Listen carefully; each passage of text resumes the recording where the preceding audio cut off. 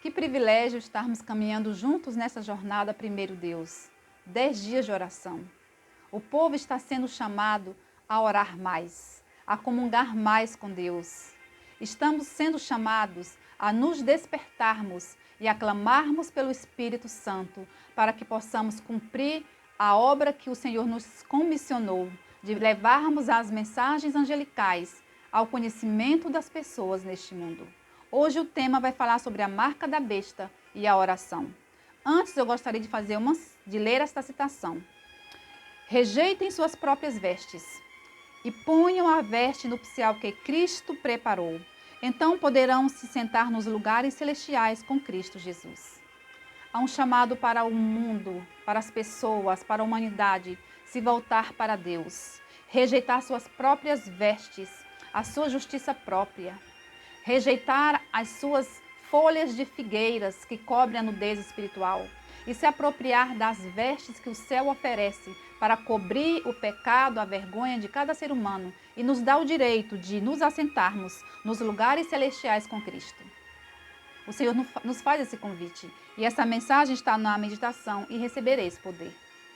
Querido Pai, muito obrigada porque o Senhor nos convida a aceitarmos as vestes que o céu nos oferece para que assim possamos estar vestidos adequadamente para entrarmos no céu.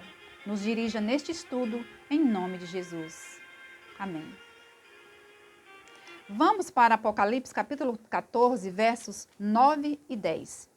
Seguiu-se a estes outro anjo, o terceiro, dizendo, em grande voz, se alguém adora a besta e a sua imagem, e recebe a sua marca na fronte ou sobre a mão, também esse beberá do vinho da cólera de Deus, preparado sem mistura do cálice de sua ira, e será atormentado com fogo e enxofre diante dos santos anjos e na presença do Cordeiro. A mensagem do terceiro anjo, ela vem nos chamando a atenção para um tempo em que a igreja e o Estado vão se unir. Eles vão se unir sob a autoridade do papado. Para quê? Para impor a adoração no primeiro dia da semana. Impor uma adoração contrária à palavra de Deus. Nós temos visto, durante esta semana, aprendido que a mensagem do primeiro anjo também chama a atenção aos habitantes da terra para adorarem o Criador do céu, da terra, do mar e das fontes das águas. E isso nos leva ao quarto mandamento da lei de Deus. Então, se por um lado Deus pede que nós o adoremos no santo sábado do Senhor, aqui este poder papal, ele vai impor a adoração no primeiro dia da semana. E isto está acontecendo nos bastidores do mundo religioso, hoje. E daqui a pouco sairá um decreto mundial impondo a adoração de toda a humanidade, para que toda a humanidade adore no dia de domingo. Cuidemos com as nossas escolhas, com as nossas decisões. Por isso que nós somos chamados a examinar as Escrituras. Estudarmos as Escrituras com oração, pedindo ao Senhor direcionamento. A advertência contra a marca da besta na mensagem do terceiro anjo deve nos levar à oração, transformação. Esta mensagem nos pede para sairmos de Babilônia enquanto é tempo. Sairmos dos seus costumes, das suas formas de ensino, que são tradições humanas não baseadas na palavra de Deus. Nós sairmos da infidelidade ao nosso Deus e sermos fiéis ao nosso Pai até o fim. Quando Cristo entrou no santuário para realizar a obra de expiação, ele entregou a seus servos a derradeira mensagem de misericórdia a ser dada ao mundo. Deus ama a humanidade. Deus quer salvar a todos. Deus está preocupado em que todas as pessoas ouçam a sua voz de advertência e se voltem para ele. O terceiro anjo adverte contra as terríveis consequências de adorar a besta e a sua imagem, e de receber sua marca na fronte ou sobre a mão direita. O terceiro anjo adverte contra as terríveis consequências de permanecer embriagado com os falsos ensinos da Babilônia. Tudo que Babilônia faz é para chamar a atenção, é grandioso, de modo que chame a atenção das pessoas a se prenderem naquele sistema, com aqueles costumes e as pessoas fiquem embriagadas, sem discernimento, sem terem discernimento do verdadeiro entendimento da palavra de Deus. Se embriagam com as pregações dos pastores, se embriagam com as pregações dos padres, se embriagam com as pregações de outras pessoas, mas não vão para a palavra de Deus com espírito de oração para aprenderem, não vão examinar, guiadas pelo Espírito Santo, não vão examinar as Escrituras. E assim são facilmente enganadas por toda doutrina falsa.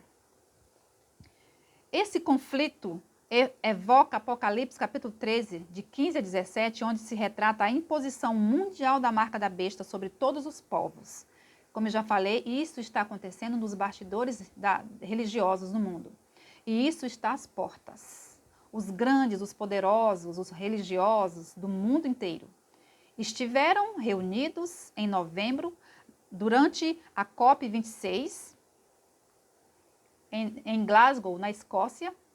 Para quem estava atento, esteve atento a estes acontecimentos, homens de todas as religiões, homens políticos, estadistas estiveram ali, igreja e Estado reunidos em torno das questões climáticas, mas nós sabemos que isso é somente uma ponta para realmente mostrar o que está por trás de tudo.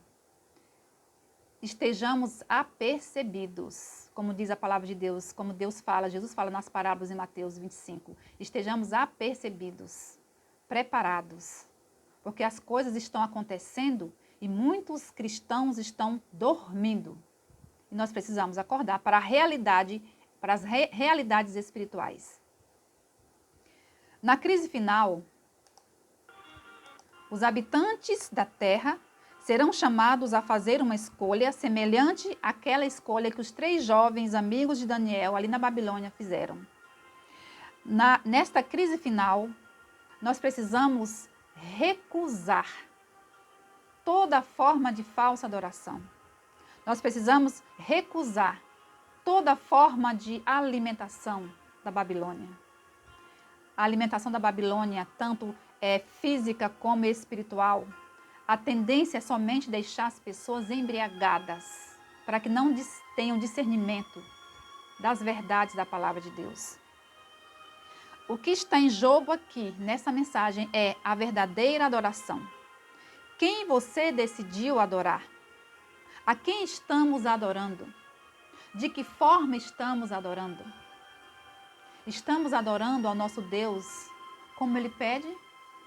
Estamos adorando ao nosso Deus como está na sua palavra? Ou estamos nos curvando lentamente para alguns pontos em nossa caminhada, de forma que quando formos levados a uma decisão, a tomarmos uma decisão, já tenhamos comprometido a nossa fé no percurso dessa adoração? Não vamos estar cedendo, não vamos estar cedendo pontos da nossa fé e comprometendo a nossa adoração ao nosso Deus. Há uma condenação eterna para aqueles que recusam fazer a vontade de Deus, aqueles que deliberadamente tomam uma posição contrária às verdades de Deus. Esses versos descrevem, a punição e o tormento que resultam de persistente recusa do dom gratuito da vida eterna em Jesus. João 3,16 diz que Deus amou o mundo de tal maneira que deu o seu único Filho, para que todo aquele que nele crê não pereça, mas tenha vida eterna. O fogo eterno é preparado para o diabo e os seus anjos. Está lá em Mateus 25, 41. O fogo eterno não foi preparado para seres humanos. Nós já vimos que o fogo eterno foi preparado para o diabo e os seus anjos. Precisamos entender que Deus é amor. A punição vem porque seres humanos, por livre e espontânea vontade, decidiram não seguir a Jesus. A mensagem do terceiro anjo exige uma decisão. Há 2 opções oferecidas a cada ser humano. 2 opções: adorar a besta e a sua imagem e receber a sua marca. Ou rejeitar a autoridade da besta e permanecer fiel a Jesus, obedecendo os seus mandamentos. Não existe neutralidade na vida espiritual. Tomemos uma posição. O primeiro anjo chama a atenção para a adoração a Deus. O terceiro anjo adverte contra a adoração da besta. Temos exemplos na Bíblia, e eu quero trazer o exemplo aqui de Caim. Caim deu o melhor que tinha para Deus? Muitos dizem assim, não, Caim não deu o melhor, que Deus pediu Deus pediu isso e Caim ofereceu aquilo. Mas eu quero te dizer que Caim deu o melhor que ele tinha sim para Deus. Sabe por quê? Porque Caim não saiu debaixo das árvores pegando uma dúzia de frutos estragados. Não, ele pegou uma dúzia de frutos dos melhores que ele tinha. Ele pegou o melhor que ele tinha e entregou a Deus como oferta. Caim deu o que tinha de melhor. E aí uma pergunta. Deus aceitou o que Caim ofertou? Aí não. Agora Caim deu o que ele tinha de melhor, ele deu. Mas Deus aceitou? Deus não aceitou. Deus é intransigente? Não. É que Deus exige ser adorado da forma como ele quer ser adorado. Deus é Deus. Ele é quem decide. Ele é Deus. Deus exigia como sacrifício um cordeiro e não frutas. Cordeiro derrama sangue. Lembra Jesus, o cordeiro de Deus que tira o pecado do mundo. Frutas, não sai sangue de frutas. Então, que nós possamos escolher adorar a Deus da maneira que Ele pede e não como nós achamos que é conveniente para cada um de nós. Deus pede e nós devemos obedecer, porque Deus é quem fez o sacrifício por nós. Ele sabe o que é melhor para nós. Ele é quem decide. Hoje, muitos podem estar ofertando o que acham que é melhor, mas ainda não é o que Deus está exigindo. Há cristãos modernos usando os mesmos argumentos hoje. O melhor que eu posso fazer é isso? Deus quer o meu coração, Ele não quer outra coisa além disso. Não é assim. A melhor maneira que eu posso viver é assim. Tem N desculpas para não se adorar a Deus como Ele deseja. Isso foi passado. Isso foi lá na antiguidade. E não é assim. Nós não somos os que decidimos no final da história. Quem decide é Deus. Temos a liberdade de escolher adorar. Nós somos livres para escolher adorar. Mas a forma como adorar é Deus quem exige.